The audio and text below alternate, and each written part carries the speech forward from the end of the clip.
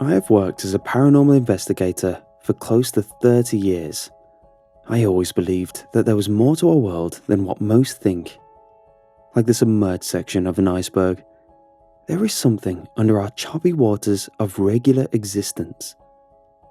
I suppose there is little other reason to take this job other than that belief. It certainly isn't for the money or respect. But I would be lying if I said my early years in this profession didn't test my faith in the existence of the paranormal world. For the first 4 years of my work, I found nothing. No evidence of a single paranormal phenomenon in any of the cases I took. There were hordes of unconfirmable ghost sightings, hauntings that were explained away by natural phenomenon, and even the odd prankster or two. I felt like I was floundering. I started to wonder if I had followed a road that led nowhere. My destination nothing but a hazy mirage perpetually on the horizon. That was, until I took a case in 1997. My most haunting case, still to this day. The case of the Grinning Man. "Do you mind if I record this interview?" I asked. "No, that's okay," Audrey said. We were in the living room of a small home. Audrey sat on the sofa across from me, a 35-year-old woman that looked closer to 50. She was small, hunched over, as if a weight pressed on her shoulders. I placed the tape recorder on the coffee table and pressed the record button. Inside, the cassette tape whirred to life. "Audrey, thank you for calling me to investigate your problem. I want you to know I'll take your claims seriously and investigate them as such. Whatever the outcome may be, if the phenomenon you're experiencing is paranormal or natural, I'll seek to find the truth the best I can." "Thank you. Please, start from the beginning." She sighed and brushed some stray, frazzled hair behind her ear with one hand. I could see she was at her wit's end. Her face bore deep wrinkles beyond her age, her eyes contained within dark purple sockets, and her nails chewed away to ragged edges. Whatever she was experiencing, paranormal or not, was certainly real to her. "Okay," she began. "I guess it all started when I was a baby." "That far back?" "Yes, my first memories are of seeing him." "Him?" "What I call the Grinning Man." She shuddered when she said it. "The thing that's been haunting me my entire life. I can even remember him as a baby. It's burned into my memories. He dresses like someone from the 40s or 50s, with a tan trench coat and black fedora.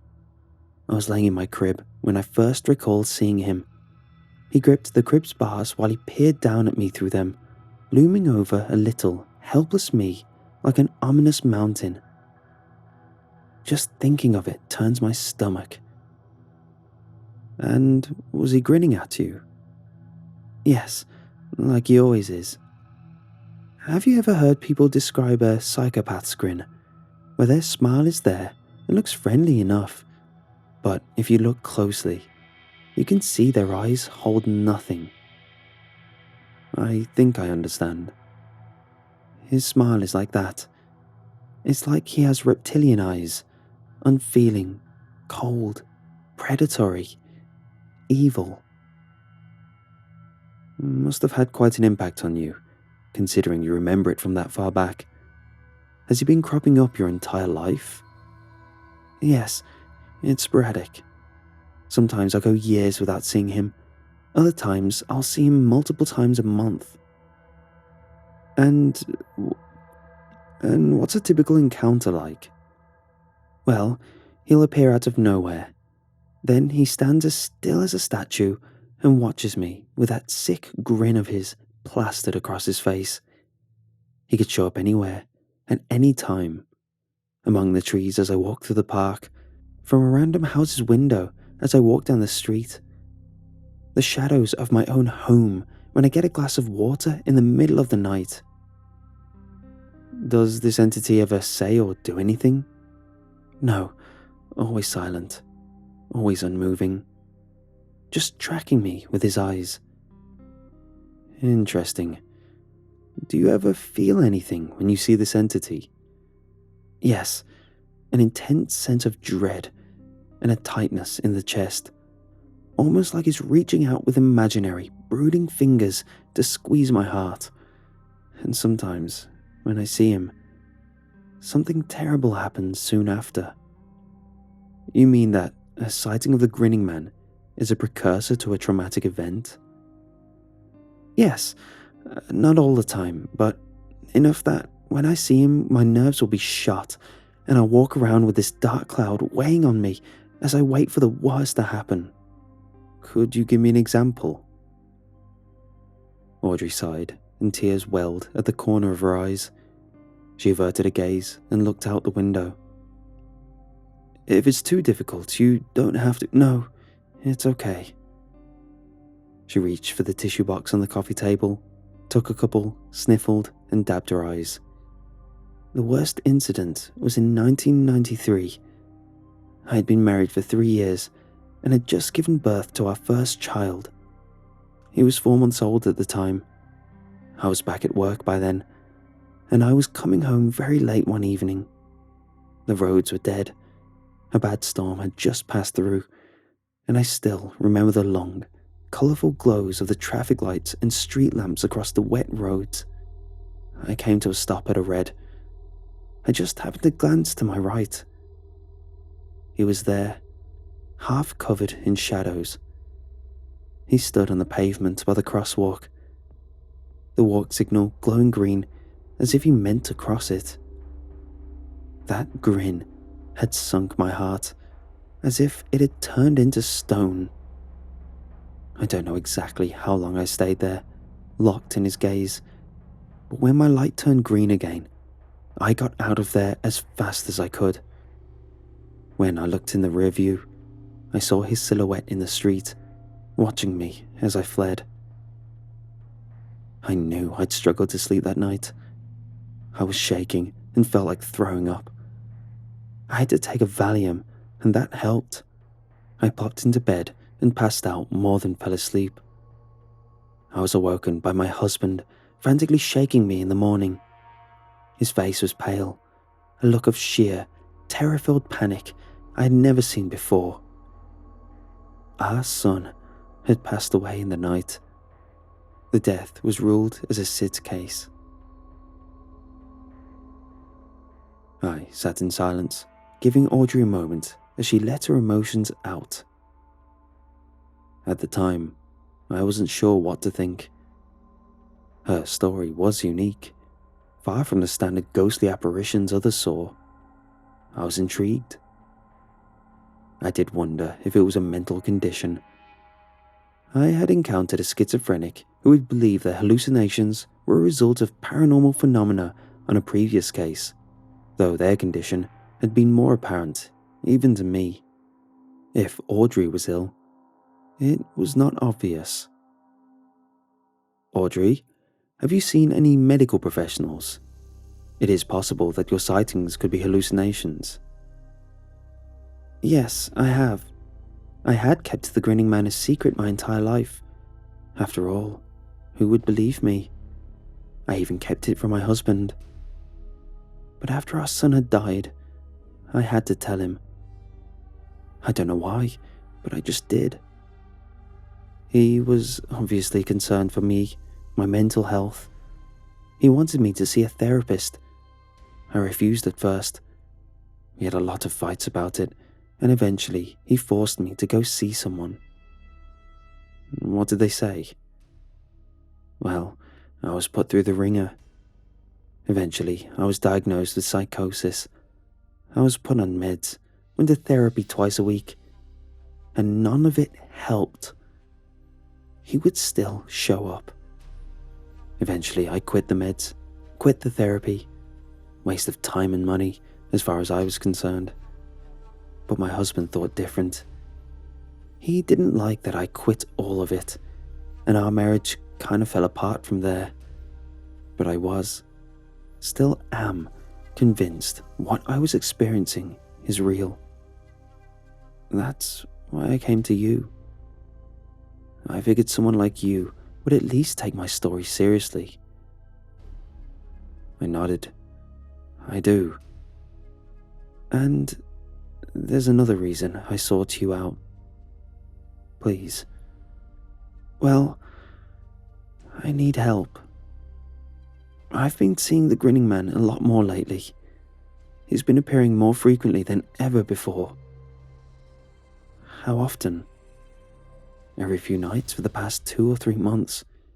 He only shows up at night now, usually outside my bedroom window. And I did see him in the hallway last week. I never used to sleep with my bedroom door closed, but now I do. I don't know if I can take it much longer. My nerves are shot. Dread suffocates my chest all the time.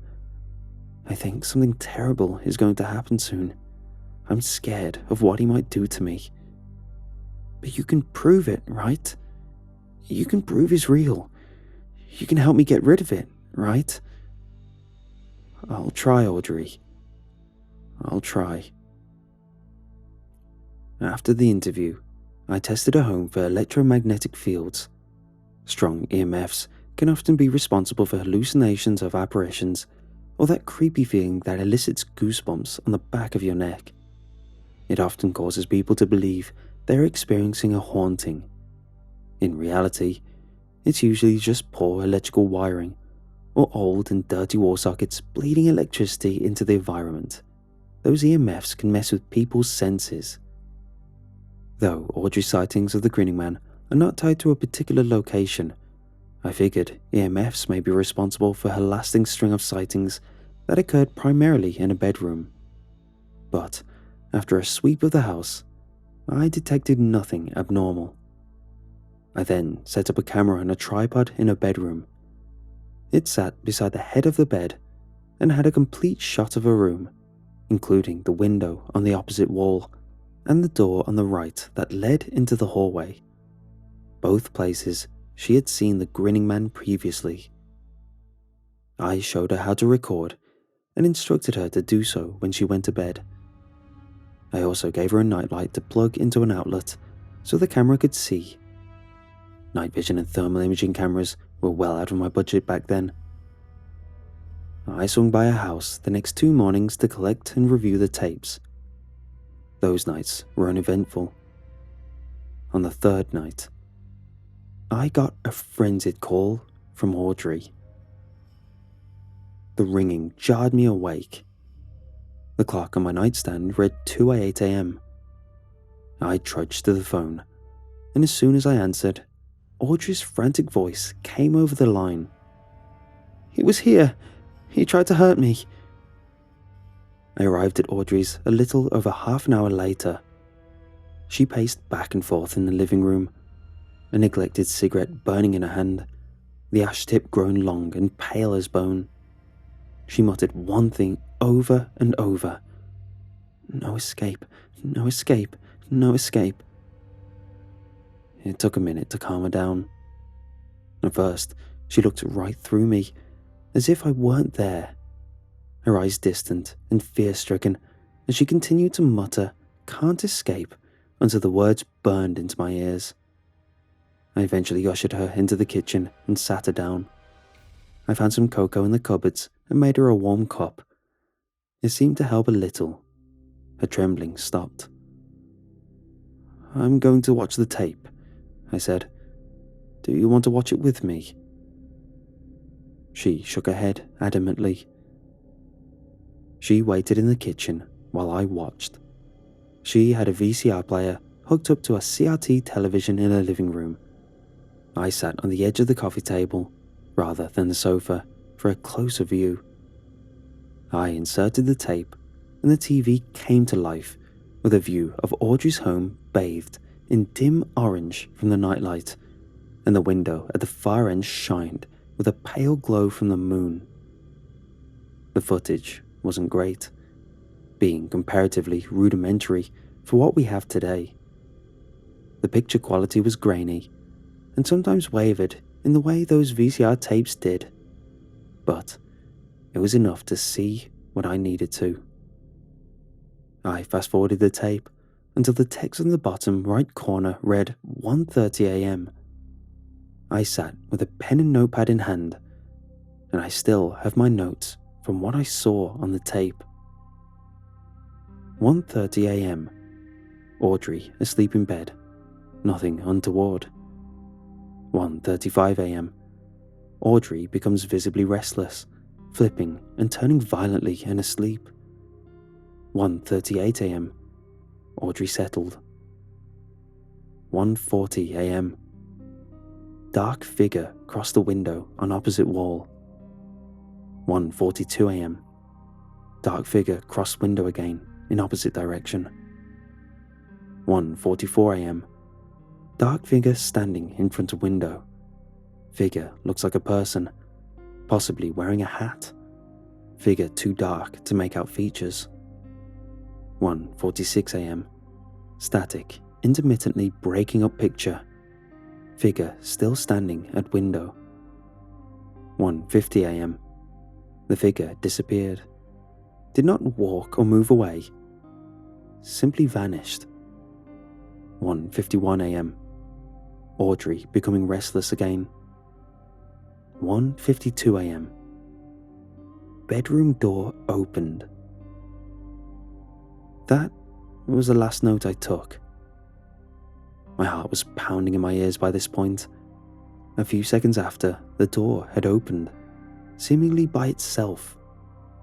The man appeared from the darkness in the hallway, like a demon emerging from the depths of hell. I dropped my notepad and gawked at the television screen. Even through the grainy footage and the worsening bursts of static, I could make out the grin plastered across the figure's face. The Grinning Man. The nightlights suddenly went out, and the screen went black. It took a few moments for the lens to adjust to the dimmer moonlight coming through the window, and when it did, the Grinning Man was a dark silhouette just inside the doorway. I stood and approached the television, bent over at the waist, face inches from the screen to get a closer look. The tape wavered badly, making everything unrecognizable. When the picture cleared, the Grinning Man had teleported from the doorway to the bedside, just in front of the camera. He peered down at Audrey. My heartbeat thumped steadily in my ears. The picture wavered again, for longer. When it steadied, the Grinning Man had his arms extended downward towards Audrey. She was now kicking and thrashing in bed. The Grinning Man's hands appeared to be clasped around her throat. The blanket was flung from the bed suddenly, a big dark cloud moving across the screen. Audrey thrashed, and the Grinning Man held on. The moonlight glanced off his teeth, making that diabolic grin a glimmering silver blemish at the base of his darkened face. Like his grin, his eyes shined palely with manic glee. A prolonged burst of static. I let out a breath I didn't know I was holding. The picture came back. The nightlight was on, and Audrey sat upright in bed, grasping at her neck. The Grinning Man was gone. I felt something in the air then, like heavy humidity. A powerful feeling that pervaded the house. A feeling of anger. The VCR tape paused by itself, then began to rewind. The tape whined frantically inside the player with a high pitch. The picture on the screen sheared, then went black. Smoke seeped from the vents of the player and around the edges of the opening flap. I mashed the eject button, hoping to save the tape, but the crinkling noise that sounded like crumbling cellophane left me with little confidence. The flap turned back, and the tape flew out as if shot from a cannon. The mess of cracked casing and wadded tangled tape hit me in the chest and fell to the floor. The television flew off the cabinet suddenly, pushed from an unseen force and landed before my feet with the screen shattering. Audrey came in from the kitchen, alarmed. She glanced at the TV, laying busted on the floor, then the tape next to me, and then at me. "What happened?" "He's real," I said, breathlessly. "I saw it on the tape. He's real."